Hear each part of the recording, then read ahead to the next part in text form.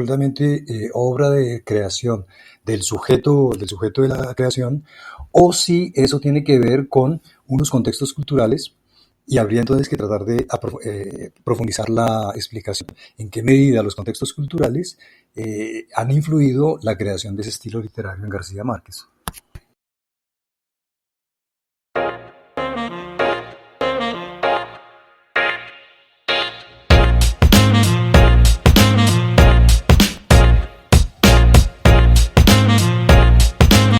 Maestro, ¿en qué momento de tu trayectoria intelectual decides ahondar en el mundo ficcional garciamarquiano? ¿Cuáles fueron los primeros hallazgos críticos que encontraste?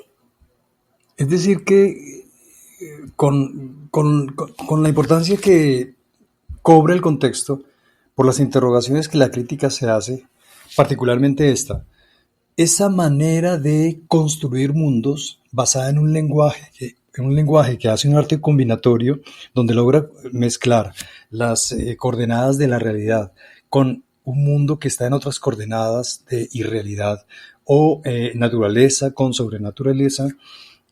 ¿Acaso eso es creación absoluta del el genio singular y particular del escritor? ¿O eso tiene que ver con algunos contextos, o su pertenencia cultural o histórica? Y es ahí donde la crítica literaria, la investigación literaria, en todo caso la que yo he hecho, se ha interrogado sobre los contextos de procedencia de Gabriel García Márquez. Quiere decir que he tenido que, bueno, para conocer los contextos, he tenido que hacer, digamos, como una especie de experiencia de trabajo etnográfico y también de microhistoria para conocer la cultura regional muy propia de García Márquez, puesto que García Márquez, y yo pienso que eso es bueno señalarlo, a diferencia de sus contemporáneos, los grandes escritores del boom latinoamericano, Fuentes, Vargas Llosa y Cortázar, ese grupo de cuatro, en ese grupo de cuatro, García Márquez es el único que tiene un origen rural, mientras que los otros tienen origen urbano. De ahí la validez o la importancia de la pregunta acerca de la pertenencia o la relación de García Márquez y su creación literaria con unos contextos particulares. Y la microhistoria nos permite, digamos, esa aproximación desde la microhistoria nos permite, digamos, poner la lupa en ese lugar del que es originario García Márquez, puesto que, hay que decirlo, no es una persona que simplemente pertenece a una cultura nacional, es decir, la cultura colombiana, sino que él pertenece a una cultura regional. Entonces hay que tratar de indagar sobre cómo es la cultura regional. Y entonces pondremos la lupa sobre ese lugar que podemos llamar el Caribe profundo, es decir, Aracataca, en lo que hoy llamamos el Magdalena, pero que en esa época se llamaba el Magdalena Grande, que comprendía también a los departamentos de Cesar y La Guajira.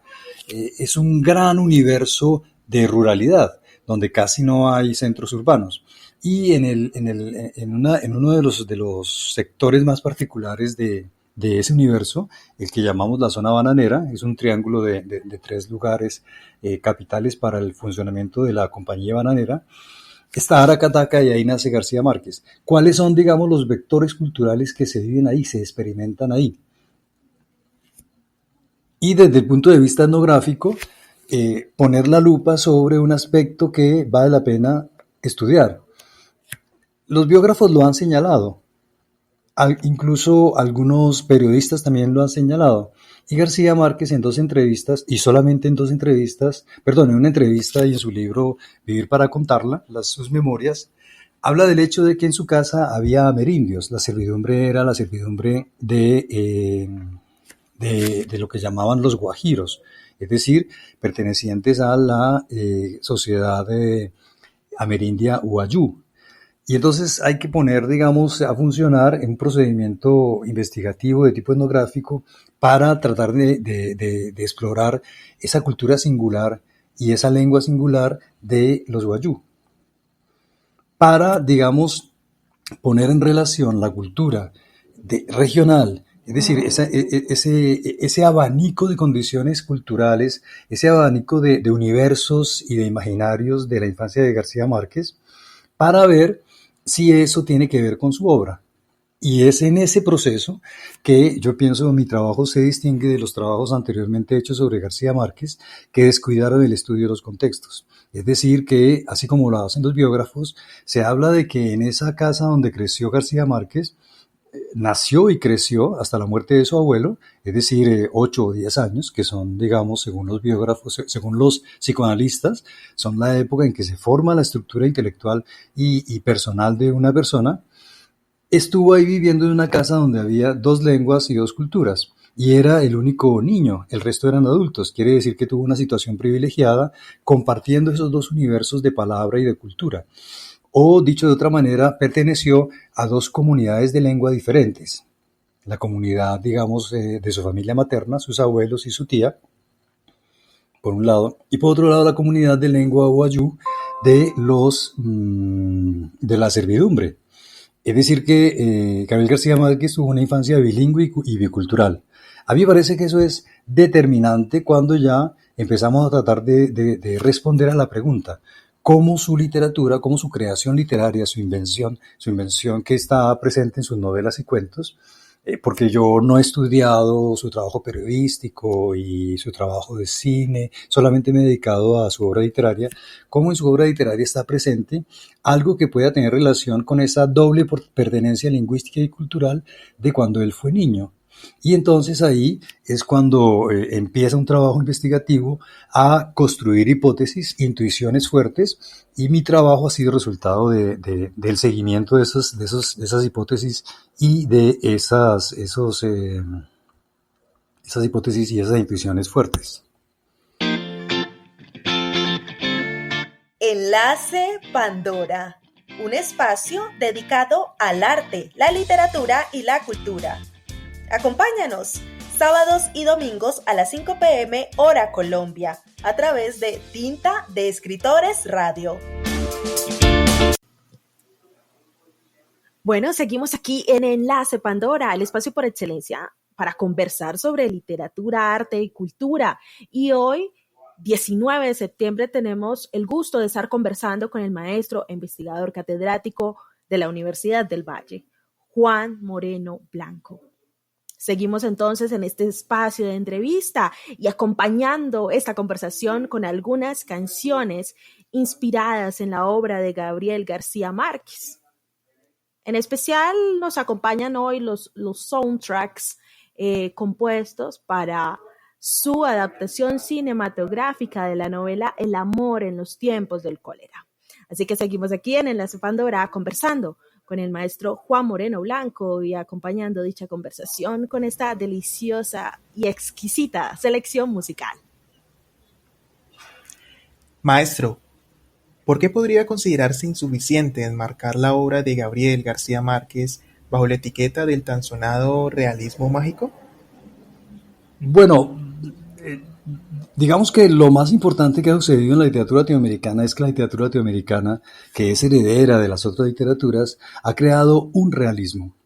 Es decir, que no ha reproducido el realismo que venía de las otras literaturas, sino que ha producido un realismo y en efecto era necesario, digamos, calificarlo, ¿no? Aquí tenemos el caso de una crítica literaria que desde la aparición de Cien años de soledad lo califica de realismo mágico. ¿Y por qué mágico? Bueno, veamos esa palabra, mágico. Yo preguntaría, ¿mágico es un concepto? Es decir, que como los conceptos son instrumentos de pensamiento que nos ayudan a comprender, yo eso lo pongo en duda.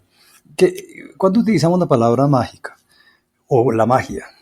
Pues cuando vemos en el circo al mago. El mago hace cosas que sorprenden, son divertidas y a la vez son inexplicables. Pero si se lograra explicar lo que hace el mago, se perdería la magia y entonces se desvanecería el efecto mágico.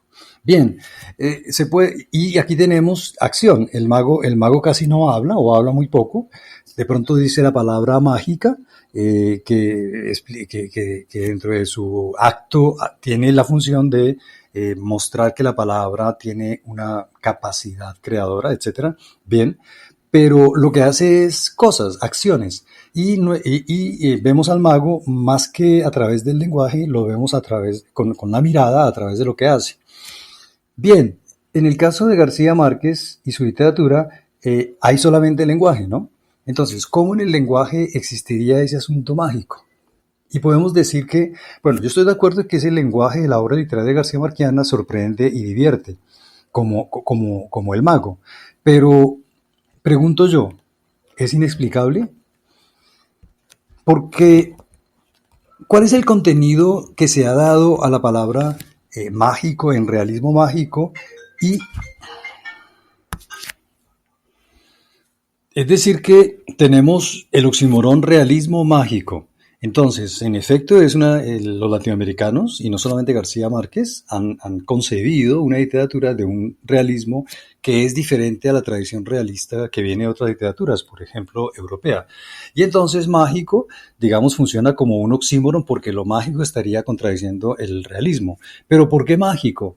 En el caso del mago se dice mágico porque no se puede explicar y toda la magia reside ahí, en que no se puede explicar, es inexplicable, entonces además de sorprendernos y divertirnos, pues es inexplicable. El problema es, ¿el estilo de Gabriel García Márquez es inexplicable? Es decir, ese arte combinatorio en que aparece lo natural al lado de lo sobrenatural, lo irreal al lado de lo real, ¿es inexplicable? Bueno, yo creo que ahí tenemos una gran diferencia con la tradición crítica que ha querido explicar a García Márquez a través de esa etiqueta. Me parece problemática, porque creo que un crítico no puede decir de su objeto de estudio que es inexplicable. Y yo creo que eso es lo que se está diciendo de García Márquez cuando se dice que es mágico. Porque en la bibliografía crítica en ninguna parte encontramos ninguno de esos autores que explique qué quiere decir lo mágico. Es decir, lo que a veces encontramos es una especie de esencialismo que curiosamente afirma que la literatura de García Márquez habla de un continente mágico, América, y porque el continente es mágico, la literatura de García Márquez es mágica. Es una explicación esencialista, pero a la vez es una explicación que carece de rigor epistemológico, porque quiere decir que ese efecto que esa crítica llama mágico, entonces no sería derivada de la creación, el trabajo de creación a través del lenguaje del escritor, sino que sería tributaria de su objeto referido. Es decir, que le está quitando capacidad creadora al lenguaje del escritor, porque entonces lo mágico vendría de esa afirmación de que América por esencia es mágica, y es ahí cuando hay problemas de rigor epistemológico. No se puede afirmar que América sea mágica porque primero hay que explicar qué quiere decir mágico. De modo que a mí me parece que esa etiqueta que ha durado muchas décadas, creo que en este momento ya no es operativa, porque no nos dice mucho, por un lado, pero por otro lado hay que tratar de explicar por qué apareció la etiqueta. Yo creo que la etiqueta apareció porque cuando aparece la obra de García Márquez hay una sorpresa y hay una ausencia de claves de lectura. Y es por la ausencia de claves de lectura que esta fórmula de lo mágico aparece como una clave de lectura. Lo paradójico de ella es que no permite comprender la naturaleza profunda del arte combinatorio de Gabriel García Márquez. Lo mágico quiere decir que el realismo tiene algo de irrealismo, entonces realismo mágico es como una especie de oxímoron, pero finalmente estaríamos refiriéndonos al estilo. El estilo que yo llamaré, bueno, no soy yo el único que lo llama así, el arte combinatorio de García Márquez, cuando hay un crítico literario uruguayo, Emilio Rodríguez Monegal, que decía el nuevo realismo de García Márquez, que era haber logrado combinar lo que no se podía combinar. Y utiliza la siguiente metáfora: logró mezclar el aceite y el vinagre. Esa manera metafórica de decirlo me parece interesante, porque es que realmente eso es lo que hay que explicar. ¿Cómo es que el estilo logra combinar cosas de cierta incompatibilidad, que es lo natural y lo sobrenatural, como mezclar aceite con vinagre? ¿Cómo es que el estilo o la obra con el lenguaje logra hacer eso? Y cuando decimos que eso es mágico, prácticamente estamos renunciando a explicarlo. Creo pues que es una fórmula que ha tenido su tiempo, pero creo que no opera